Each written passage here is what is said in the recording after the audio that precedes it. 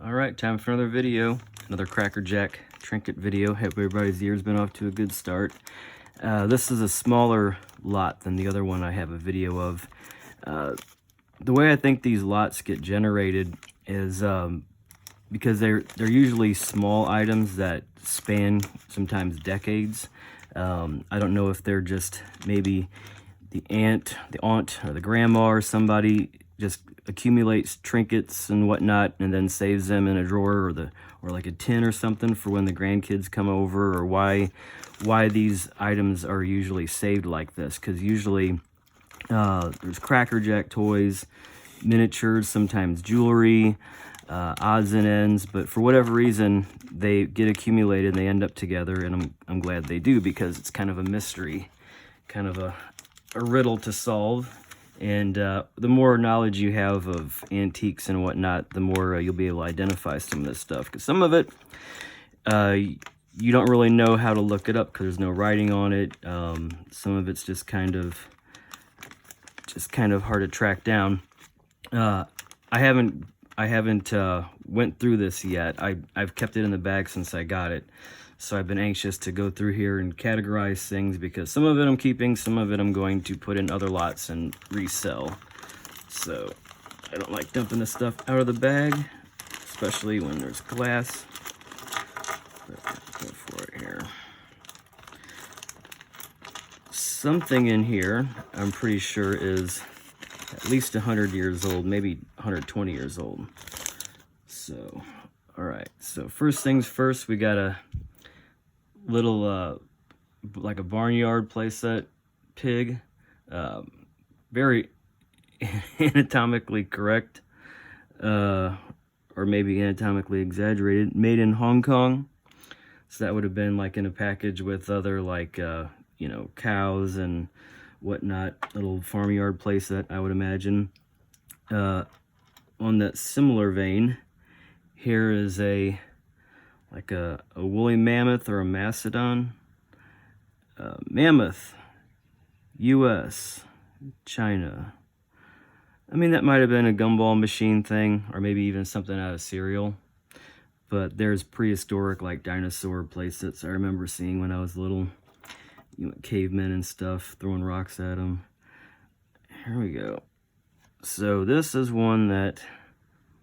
Oh, sorry, my thing's bouncing around there. This is one that I would say is a keeper, because I like the 1920s, 1930s charms. And this is glass. It's like maybe like a fighting fish, like a Japanese fighting fish, or like a... So it's not a charm, doesn't have a loop, it's not broken, handmade. I would say it's one of the ones like the 1930s glass animals and everything, or at least that's a keeper right there. It's all kind of tangled up here. There's another one that I think is really old. This is, I believe, chalkware, like a tortoise. It has like some of the properties of, you would think chalk, really smooth like that. It has like a porous, like clay feel to it. So I think that's what that is. That's definitely a keeper too.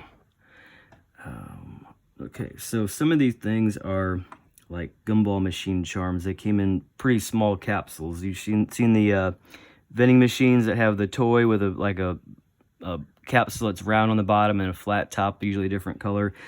They also had toy vending machines that had like a little small capsule. And some of these, I think that's what this is. A little clothespin.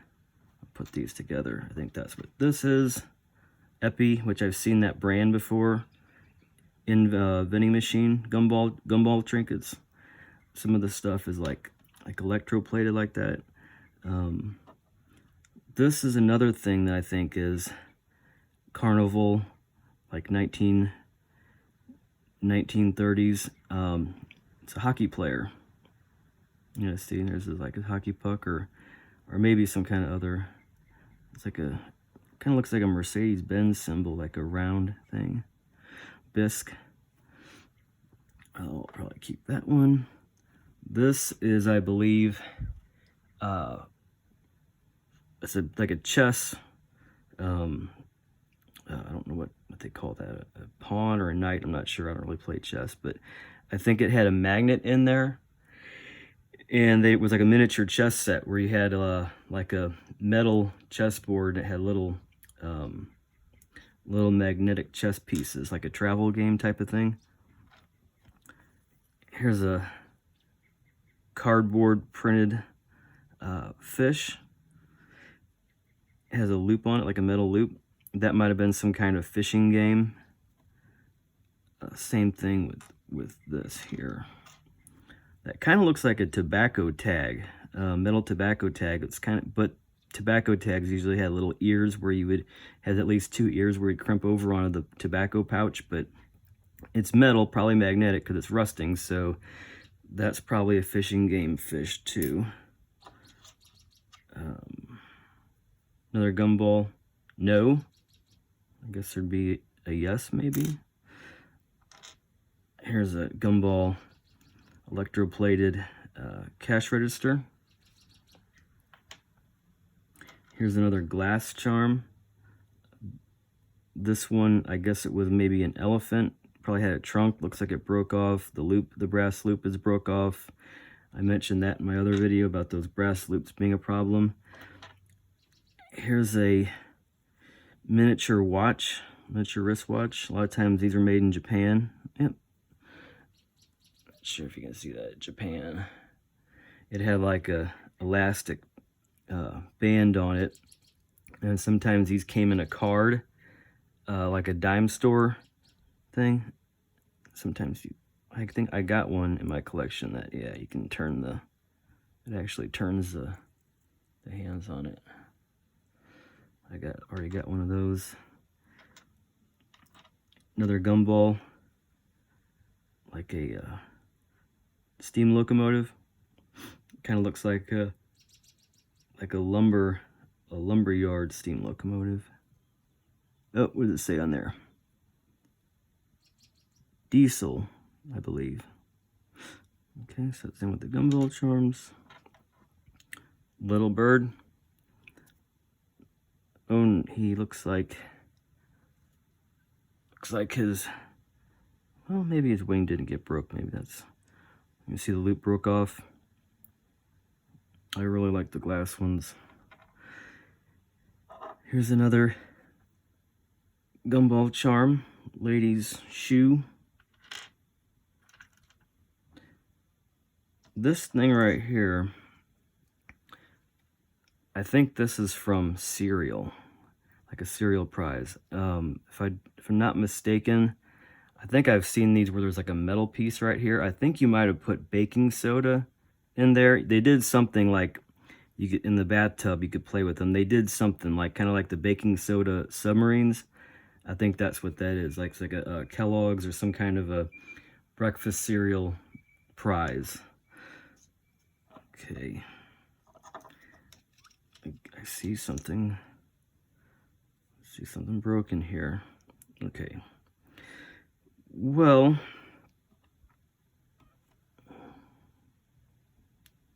it's a broken bird, and I've never seen, I don't think, well, maybe the loop being in there caused it to break. That's obviously where the break is. Maybe it was just broken for other reasons, but this bird being on this pin like this leads me to believe that it was maybe part of like a hat pin, or it could go in like a bouquet or some kind of a floral deal.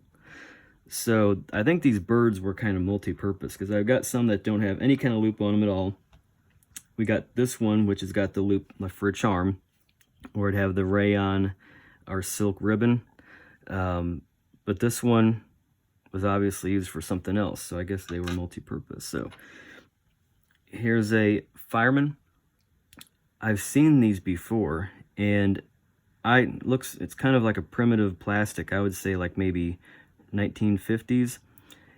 This probably went in like a fire truck. So you had like a toy fire truck, and you had the different guys, you know, like that ride on the fire truck, like in the, you know, right on the side, or in like the basket or whatever for the ladder or drivers. That's what I think this is. So somewhere out there, there's a fire engine that somebody needs needs his fireman, so I got it. We got here Yo-Yo, Imperial toy. Imperial made a lot of toys. Like I remember even when I was little, in like the dollar aisle or the cheap toy aisle, like at Venture or Kmart, there was always these like the cheap toy aisle. A lot of them were made by Imperial. Made in Hong Kong. What we got here? Oh yeah, another pig. This pig is really old. I may be able to clean him up, but you see how it's like swirled plastic? There is a website that shows a lot of these kind of obscure army men and different animals and stuff, and they even had an article on how to clean these, like with bleach. So I think I might keep that just because it's really primitive and old. Okay, this thing here, it looks like a Cracker Jack toy. Plastic with like a cagey animals. How many animals are in this cage? Slide the card back and forth to find out. If you want to see a real mixed up animal, slide the card out of the holder. All right. Okay, hold on a second. Slide the card back and forth to find out how many animals. Well,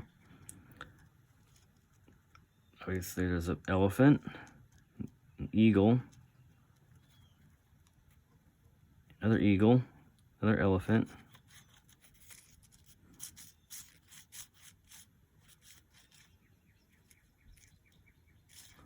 well, I'm not very impressed. I just see elephant and an eagle.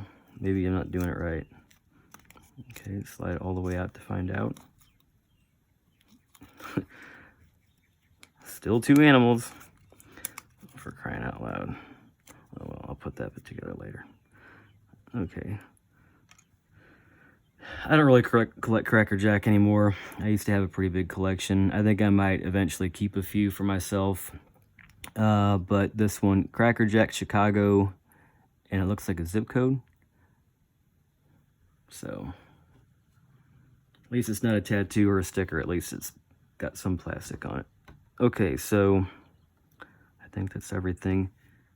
Okay, this is the item that I think is really, really old.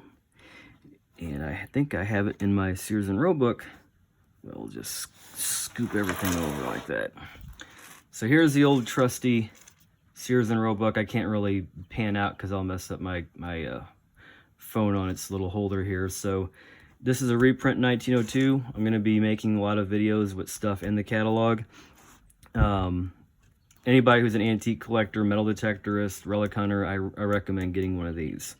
I picked this one up for like 10 bucks at a antique shop here in Decatur, Illinois, and gone to it many times. So here's one of my favorite pages, the fine gold filled gents charms. I've tried tracking some of these down over the years by looking up like on eBay, like watch fob, watch charm, whatever. A lot of people probably don't even know there were such a thing as gentleman's charms. They're pretty cool because they kind of show you at the time what some of the themes that would be popular were. So it would be kind of like a glimpse into early America or like turn of the century America. So there's like a railroad lantern. You know, a lot of people worked for the railroad back then.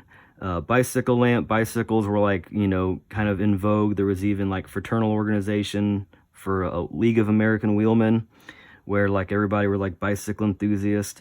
Looks like it has some kind of jewels and stuff. I'd like to find one of those actually. Anvil, I guess, you know, there was still blacksmiths quite around. Mail pouch, steam locomotive, another bicycle. But this is, I think the item. It's a agate barrel, fancy mounting. You can see it's a barrel. Now, there was a lot of people that worked for breweries back then. Like in St. Louis alone, there was tons of breweries. It was before Prohibition. There was also people that were coopers that made the barrels. Their trade name was a cooper. They manufactured, it was like a craft to make the barrels. So this may have originally had a different mounting on it. You can see this one, it's kind of like a deal where it attaches and maybe spins around. maybe that broke off and then they kept it and they had like a jeweler or somebody make this. I don't know if that's gold or what that is. So I don't know. I mean, I'm pretty convinced this is pretty much the same type of charm. I don't know if they made them up into the 20s or how early they made them, but I have some other charms, gentleman's charms like this. This is definitely going in the collection as a keeper. Agate barrel found. Okay, it looks like there's maybe a setting, so it doesn't have that agate. You know, I guess agate comes in all different shades. That almost looks like it's black. I would imagine they maybe had a tiger eye one.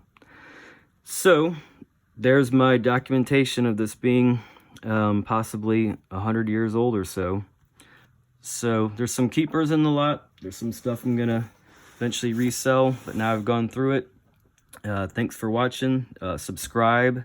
Leave any comments in the section below. There's going to be more toy and relic and button videos coming up this year.